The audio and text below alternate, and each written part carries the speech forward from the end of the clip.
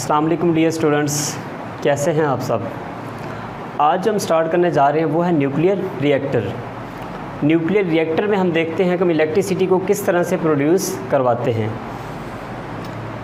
Enrico Fermi जो कि एक साइंटिस्ट थे, एनरिको फर्मी ने अमेरिका में चिकागो पाइल के मुकाम पर 1942 में फर्स्ट न्यूक्लियर रिएक्टर को क्या किया, क्रिएट किया। आइए हम देखते हैं कि बाय यूजिंग न्यूक्लियर रिएक्टर हम इलेक्ट्रिसिटी को किस तरह से प्रोड्यूस करवाते हैं। जब आप बात करते हैं थर्मल पावर स्टेशंस की, वहाँ पे फर्नेस में हम क्या करते हैं, कोयला को या फिर ऑयल को बर्न करवाते हैं, वहाँ से लार्ज अमाउंट ऑफ हीट हम प्रोड्यूस करवाते हैं। उस लार्ज अमाउंट ऑफ हीट को हम यूज़ करते हुए कंप्लीट प्रोसेस के थ्रू हम क्या करते हैं, इलेक्ट्रिसिटी को प्रोड्यूस करवाते हैं। लेकिन यहाँ पे बात हो रही है न्यूक्लियर पावर स्टेशन की। न्यूक्लियर पावर स्टेशन में आप कोई कोयला या कोई ऑयल यूज़ नहीं करते, बल्कि उसमें क्या करते हैं, फिशन रिएक्शन यूज़ करते हैं। By using fission reaction you can produce large amount of heat.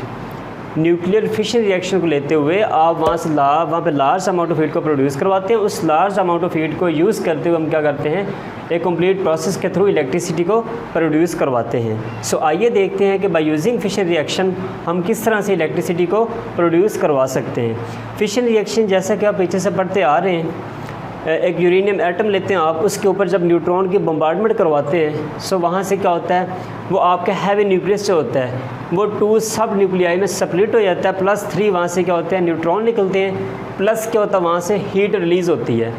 वो फर्दर निकलने वाले 3 न्यूट्रॉन फर्दर रिएक्ट करते हैं यूरेनियम न्यूक्लियस के साथ। वो फर्दर क्या करते हैं, वहाँ से एक चेन रिएक्शन बनाते जाते हैं इस तरह। और सपोज़ करें हम यहाँ पे हम देख लेते हैं कि आप सपोज़ करते हैं यूरेनियम 235 वाला आइसोटोप, यहाँ पे 235 वाला आइसोटोप यूज़ किया आपने, इसके ऊपर न्यूट्रॉन की क्या करवा दी आपने, बम्बार्डमेंट करवा दी।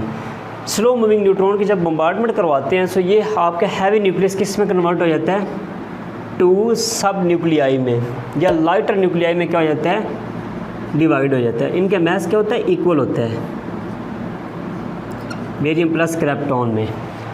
अब इसका एटॉमिक नंबर कितना होता है, 56 होता है, मैस नंबर 141 होता है। इसका कितना होता है आपके पास, 36 होता है, मैस नंबर 92।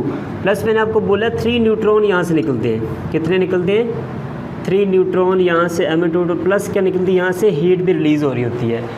अब ये निकलने वाले 3 न्यूट्रॉन फर्दर क्या करते हैं, आगे उसी के साथ रिएक्ट करते हैं और यहाँ से फिर क्या करते हैं, इसी तरह बेरियम प्लस क्रिप्टॉन न्यूट्रॉन निकालते जाएंगे, प्लस क्या करेंगे, large amount of heat. Similarly ये भी ऐसे करेगा, ये भी क्या करेगा, ऐसे करेगा। सो इसी तरह एक लार्ज अमाउंट ऑफ हीट क्या होती है, ये आपके पास प्रोड्यूस होती जाएगी। अब सपोज़ करें कि इसी रिएक्शन को, इसे हम फिशन चेन रिएक्शन का नाम भी देते हैं, और इसी रिएक्शन को उठा के आपने फिशन रिएक्शन को यहाँ पे रख दिया है। अब यहाँ पे देखें फ्यूल के तौर पे कौन सी ऐसी चीज़ है जो फ्यूल के तौर पे काम कर रही है, वो यूरेनियम काम कर रहे हैं यहाँ पे। यूरेनियम किसके तौर पे काम कर रहे हैं, यहाँ पे एज अ फ्यूल के तौर पे काम कर रहे हैं। सो प्लूटोनियम को भी आप यूज़ कर सकते हैं इसमें। उसके बाद हम देखते हैं कि कोर क्या होता है।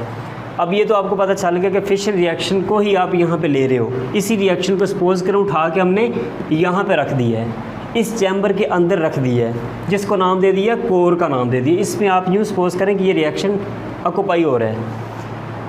अब यहाँ कोर एक ऐसा पार्ट होता है जहाँ पे रिएक्शन टेक प्लेस हो रहा होता है, अकर हो रहा होता है, अपीयर हो रहा होता है, नमूदार हो रहा होता है। उस पार्ट को, उस हिस्से को जहाँ पे रिएक्शन ऑक्यूपाई हो रहा होता है, टेक प्लेस हो रहा होता है, उसको हम नाम देते हैं, कोर का नाम देते हैं। किसका नाम देते हैं, कोर का नाम देते हैं। अब ये तो आपको पता चल गया। दूसरी बात है, इसके साथ कोर के बाहर वाली साइड पे हमने एक मॉडरेटर लगा दी, जिसको मैंने ये रिप्रेजेंट भी कर दिया, इसको कह दिया मॉडरेटर। अब यहाँ से निकलने वाले जो न्यूट्रॉन होते हैं ना, वो हाई एनर्जेटिक होते हैं। अब उनको वो एक लार्ज स्पीड के साथ क्या करते हैं, मूव करते हैं।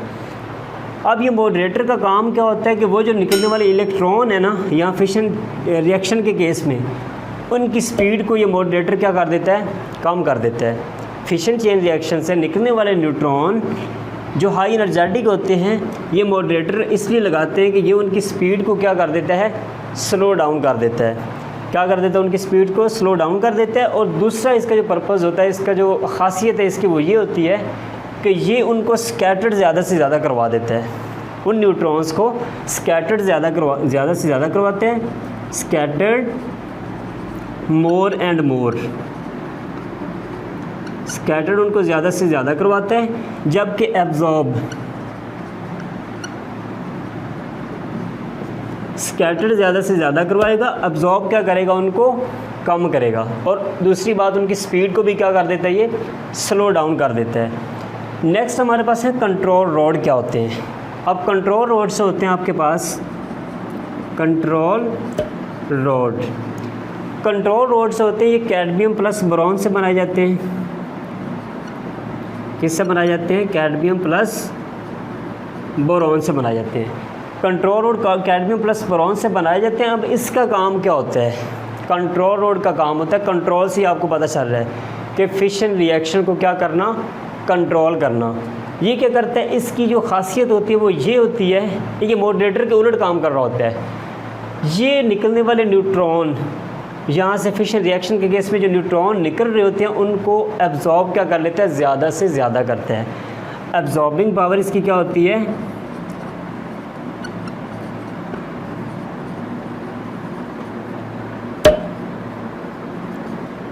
न्यूट्रॉन को एब्जॉर्ब करने की पावर इसकी क्या होती है, ज़्यादा से ज़्यादा होती है, जबकि स्कैटर्ड करने की पावर इसकी क्या होती है, कम होती है। मीन्स के स्कैटर्ड कम करता है, ये उसको स्कैटर्ड लेस करता है उसको। दोबारा से फिर सुन लें आप कि कोर जहाँ पे रिएक्शन टेक प्लेस हो रहा होता है, दूसरी बात बाहर वाली साइड पे हमने क्या लगा दिया, मॉडरेटर। मॉडरेटर का काम क्या होता है, जो फिशन रिएक्शन के केस में जो यहाँ पे रिएक्शन हो रहा है, कोपाई हो रहा है, उसमें से निकलने वाले न्यूट्रॉन्स होंगे उनकी स्पीड को मॉडरेटर क्या करता है, कम कर देता है। और दूसरी बात इसमें क्या होती है कि ये उन न्यूट्रॉन को स्पीड एक तो स्लो करता है, दूसरा उनको स्कैटर्ड ज़्यादा करवा देता है, किसी ना किसी एंगल पे इस तरह स्कैटर्ड करवा देता है, और उनको एब्जॉर्ब नहीं करता, एब्जॉर्बिंग पावर लेस होती है इसकी। जब हम बात करते हैं कंट्रोल रोड्स की, अब कंट्रोल रोड्स का मतलब काम क्या होता है कि ये उन न्यूट्रॉन को एब्जॉर्ब ज़्यादा करते हैं, स्कैटर्ड कम करते हैं। ये एब्जॉर्ब क्यों करते हैं, क्योंकि वहाँ से आपको पता है एक चेन रिएक्शन बन रहा होता है। इस तरह तो एक large amount of heat produce हो जाएगी अगर न्यूट्रॉन को जब एब्जॉर्ब ना किया जाए तो। सो आपकी वो डिवाइस जो आपकी है वो डिस्ट्रॉय भी हो सकती है। उससे बचने के लिए हम क्या करते हैं, कंट्रोल रोड को हम आगे पीछे इंसर्ट करके उन न्यूट्रॉन को, उनमें से निकलने वाले इलेक्ट्रॉन जो फिशन रिएक्शन के केस में निकल रहे होते हैं, हम कंट्रोल रोड को यूज़ करते हुए उनको एब्जॉर्ब करवा लेते हैं। उसमें से कुछ जो होते हैं ना, मोस्टली उनको हम क्या करते हैं, एब्जॉर्ब करवा लेते हैं। एक स्पेसिफिक जो होते हैं न्यूट्रॉन, उनको फर्दर जो है ना रिएक्ट करने के करवाया जाता है, ताकि ज़्यादा से ज़्यादा हीट प्रोड्यूस ना हो, ताकि आपकी डिवाइस जो है वो डिस्ट्रॉय होने से बच सके। अब यहाँ पे देखें, इसका जो टेम्परेचर प्रोड्यूस होता है यहाँ पे वो 500 डिग्री सेल्सियस होता है।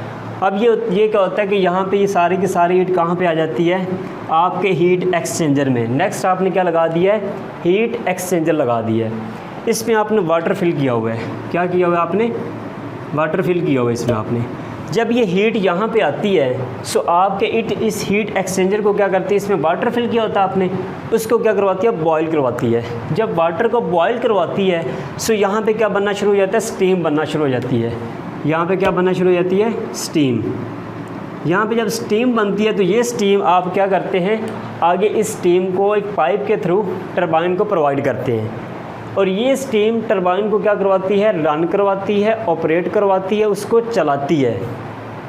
यहाँ से हीट एक्सचेंजर में बनने वाली स्टीम आपके टरबाइन को मुहैया की जाती है, उसको प्रोवाइड की जाती है, जो कि आपकी उस टरबाइन को क्या करवाती है, रन करवाती है, ऑपरेट करवाती है, चलाती है उसको। अब जब ये यहाँ पे इसको ऑपरेट करवाती है, सो टरबाइन क्या करती है, वो हीट एनर्जी, हीट जा रही है ना पीछे से, वो मैकेनिकल एनर्जी को क्या करवा देती है, प्रोड्यूस करवाती है।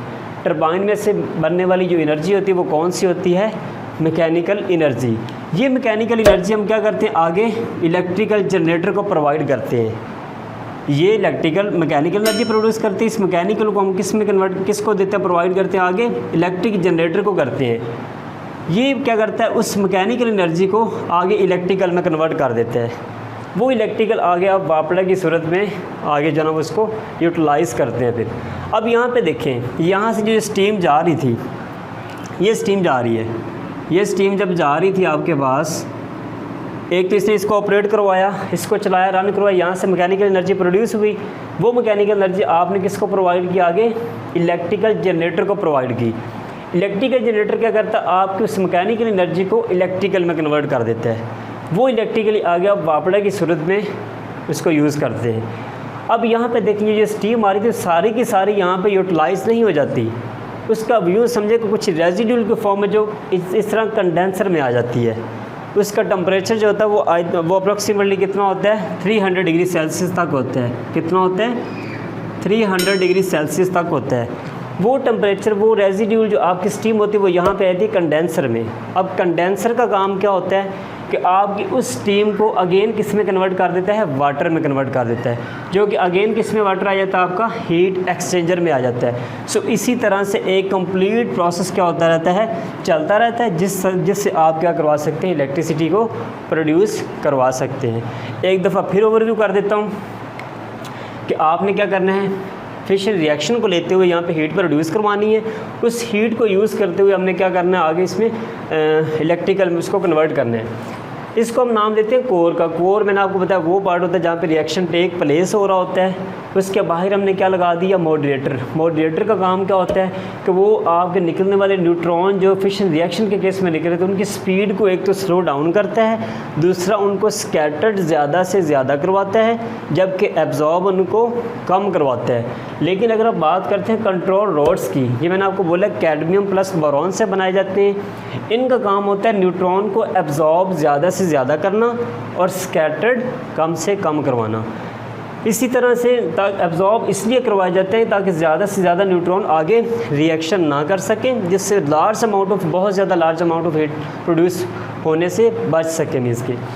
अब वो हीट क्या करते हो आप, 500 डिग्री सेल्सियस तक हीट यहाँ पे प्रोड्यूस करवाते हैं। वो आप कहाँ पे भेजते हैं, आगे कहाँ चली जाती है, आपके हीट एक्सचेंजर में, जहाँ पे वाटर फिल किया हुआ आपने। अब वो आपको उस वाटर को क्या करवाती है, बॉयल करवाती है।